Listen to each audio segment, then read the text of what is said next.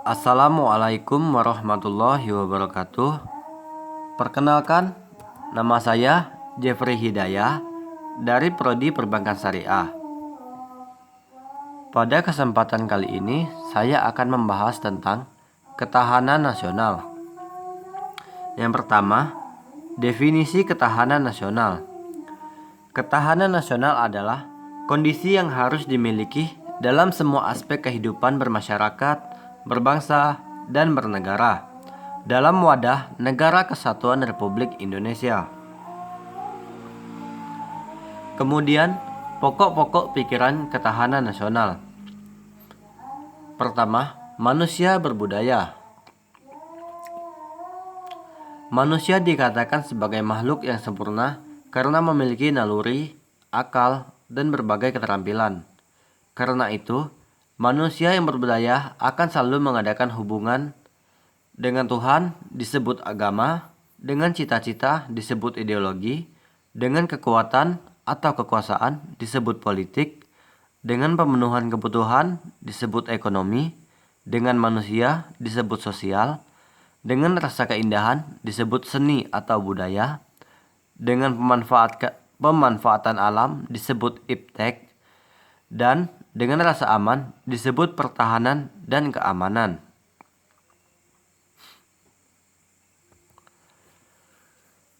Kemudian, tujuan nasional, falsafah bangsa, dan ideologi negara. Tujuan nasional menjadi pokok pikiran dalam ketahanan nasional karena sebuah negara akan selalu berhadapan dengan masalah-masalah internal dan eksternal dalam proses mencapai tujuan yang telah ditetapkan. Falsafah dan ideologi juga menjadi pokok pikiran.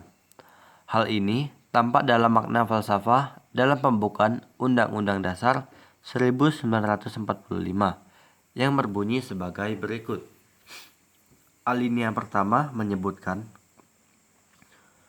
bahwa sesungguhnya kemerdekaan itu hak segala bangsa dan oleh sebab itu, maknanya, kemerdekaan adalah hak semua bangsa dan penjajahan bertentangan dengan hak asasi manusia.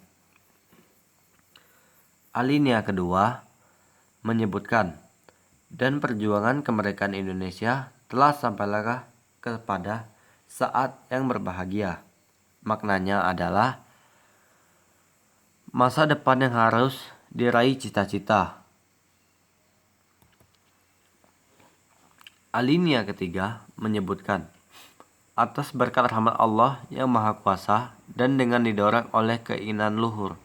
Maknanya, bila negara ingin mencapai cita-cita, maka kehidupan berbangsa dan bernegara harus mendapat ridha Allah, yang merupakan dorongan spiritual. Alinea keempat menyebutkan, kemerdekaan daripada itu untuk membentuk suatu pemerintahan negara Indonesia. Maknanya, alinea ini mempertegas cita-cita yang harus dicapai oleh bangsa Indonesia melalui wadah Negara Kesatuan Republik Indonesia.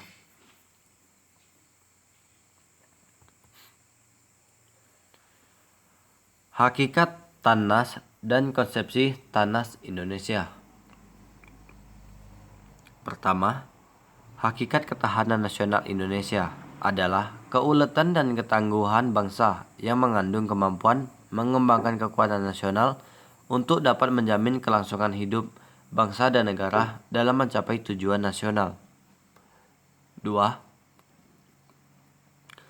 Hakikat konsepsi ketahanan nasional Indonesia adalah pengaturan dan penyelenggaraan kesejahteraan dan keamanan secara seimbang, serasi, dan selaras dalam seluruh aspek kehidupan nasional.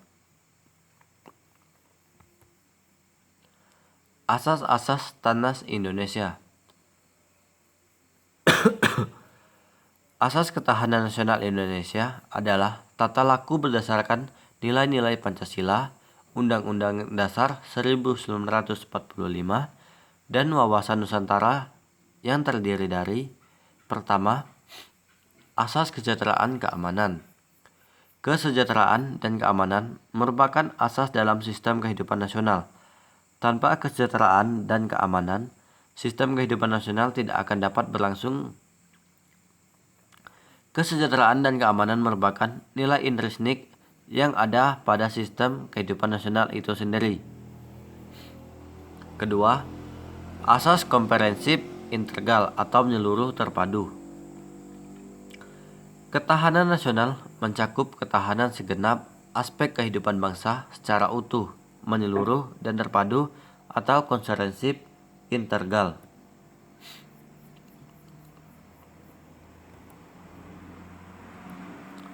Tiga, asas mawas ke dalam dan mawas keluar. Pertama, asas mawas ke dalam.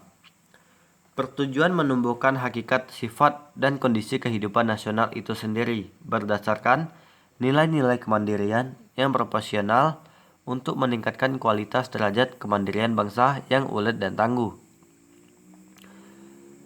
Yang kedua, mawas keluar. Bertujuan untuk mengantisipasi dan berperan serta mengatasi dampak lingkungan strategis luar negeri dan menerima kenyataan adanya interaksi dan ketergantungan dengan dunia internasional. 4. Asas kekeluargaan. Asas kekeluargaan mengandung keadilan, kearifan, kebersamaan, kesamaan, gotong royong, tenggang rasa, dan tanggung jawab dalam kehidupan bermasyarakat, berbangsa, dan bernegara.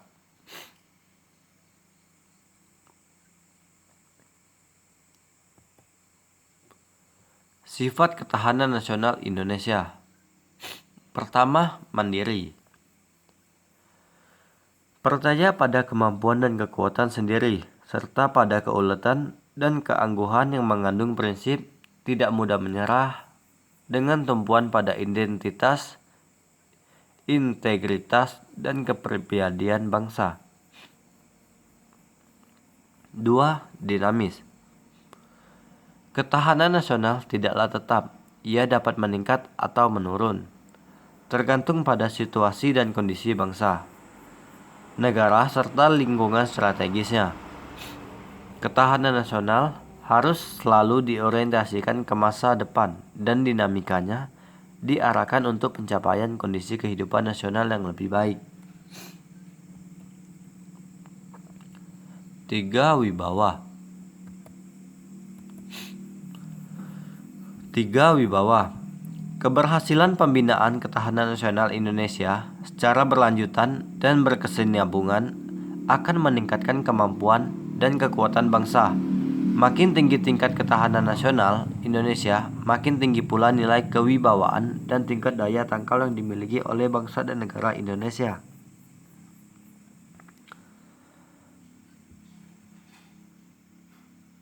4. Konsultasi dan kerjasama.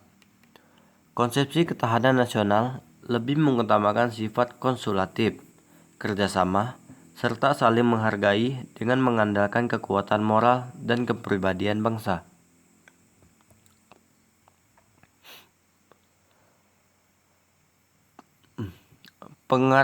Pengaruh aspek ketahanan nasional terhadap kehidupan berbangsa dan bernegara.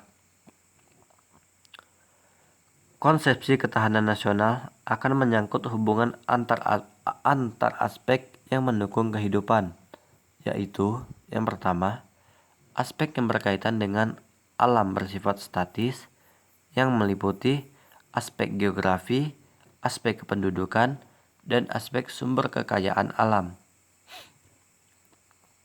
Yang kedua, aspek yang berkaitan sosial bersifat dinamis yang meliputi aspek ideologi, aspek politik, aspek sosial, budaya, dan aspek pertahanan dan keamanan.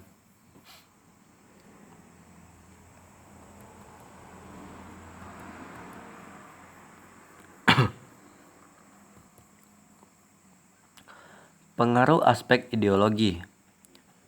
Ideologi adalah suatu sistem nilai sekaligus kebulatan ajaran yang memberikan motivasi. Ideologi juga mengandung konsep dasar tentang kehidupan yang dicita-citakan oleh suatu bangsa.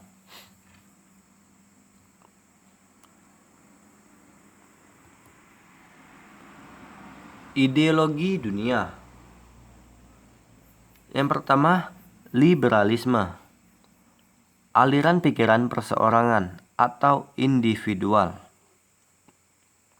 Aliran pikiran ini mengajarkan bahwa negara adalah masyarakat hukum atau legal society yang disusun atas kontrak semua individu dan masyarakat itu atau kontrak sosial.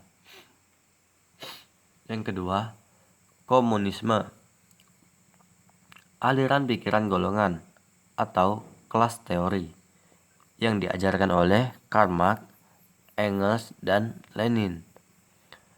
Beranggapan bahwa negara adalah susunan golongan atau kelas untuk menindas kelas lain.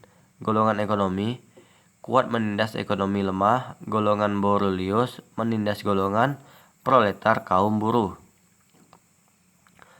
Yang ketiga, paham agama. Ideologi bersumber dari falsafah agama yang termuat dalam kitab suci agama. Negara membina kehidupan keagamaan umat. Negara bersifat spiritual religius.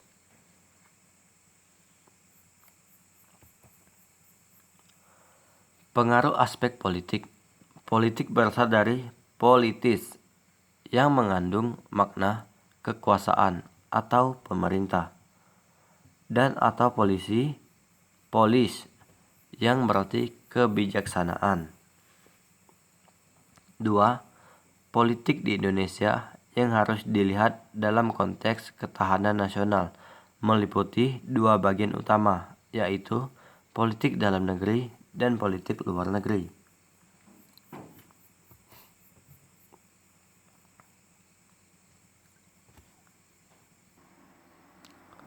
Politik dalam negeri.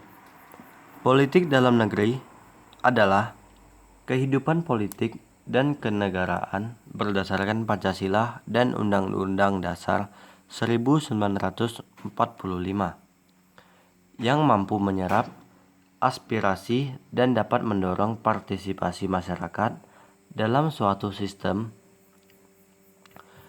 Unsur-unsurnya terdiri dari struktur politik, proses politik, budaya politik, komunikasi politik, dan partisipasi politik.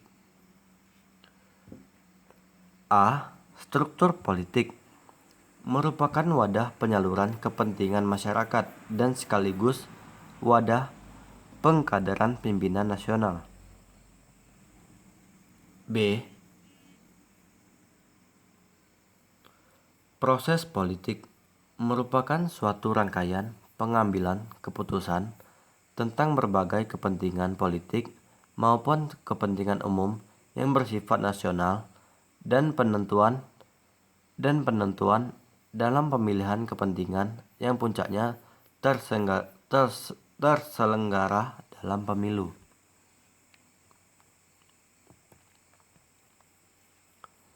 Budaya politik merupakan pencerminan dari aktualisasi hak dan kewajiban rakyat dalam kehidupan bermasyarakat, berbangsa, dan bernegara, yang dilaksanakan secara sadar dan rasional melalui pendidikan politik yang sesuai dengan disiplin nasional.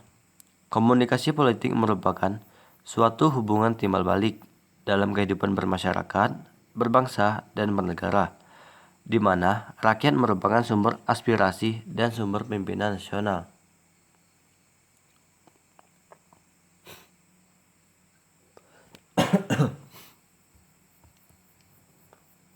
Politik luar negeri. Politik luar negeri adalah salah satu sarana pencapaian kepentingan nasional dalam pergaulan antar bangsa sebagai bagian integral atau strategi nasional. Politik luar negeri merupakan proyeksi kepentingan nasional dalam kehidupan antar bangsa. Dijiwai oleh falsafah negara, Pancasila sebagai tuntutan moral dan etika. Garis politik luar negeri. B. Garis politik luar negeri. Politik luar negeri adalah bebas dan aktif Bebas dalam pengertian bahwa Indonesia tidak memihak pada kekuatan-kekuatan yang tidak seisau dengan kepribadian bangsa. Aktif dalam pengertian peran Indonesia dan peraturan internasional, tidak bersifat reaktif, dan Indonesia tidak menjadi objek peraturan internasional. Ketahanan pada aspek politik. Kondisi dinamik kehidupan politik bangsa yang berisi keuletan, ketangguhan dalam menghadapi dan mengatasi ancaman, hambatan, serta gangguan datang dari luar maupun dari dalam secara langsung maupun tidak langsung untuk menjamin kelangsungan hidup politik bangsa dan negara Republik Indonesia berdasarkan Pancasila dan Undang-Undang Dasar 1945.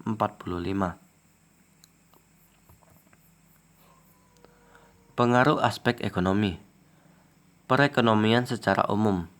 Perekonomian adalah salah satu aspek kehidupan nasional yang berkaitan dengan pemenuhan kebutuhan masyarakat yang meliputi produksi, distribusi, serta konsumsi barang dan jasa, dan dengan usaha yang meningkatkan taraf hidup masyarakat. B. Perekonomian Indonesia. Sistem perekonomian bangsa Indonesia mengacu pada pasal 33 Undang-Undang Dasar 1945 yang menyebutkan bahwa sistem perekonomian Indonesia disusun sebagai usaha bersama berdasarkan asas kekeluargaan. Ini berarti bahwa setiap warga negara mempunyai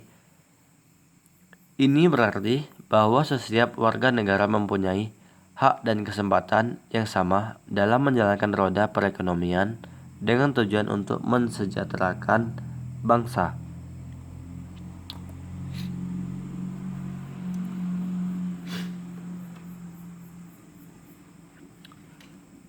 Dan kemudian pengaruh aspek sosial budaya.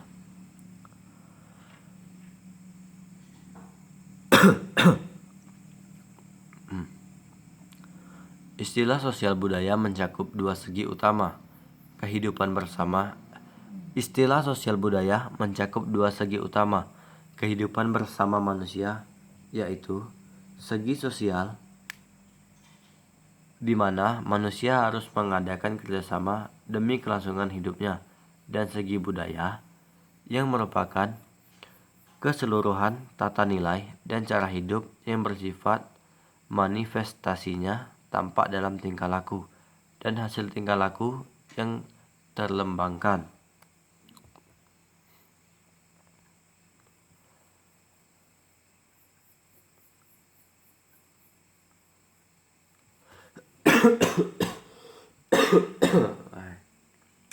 Maaf, tadi ada kesalahan.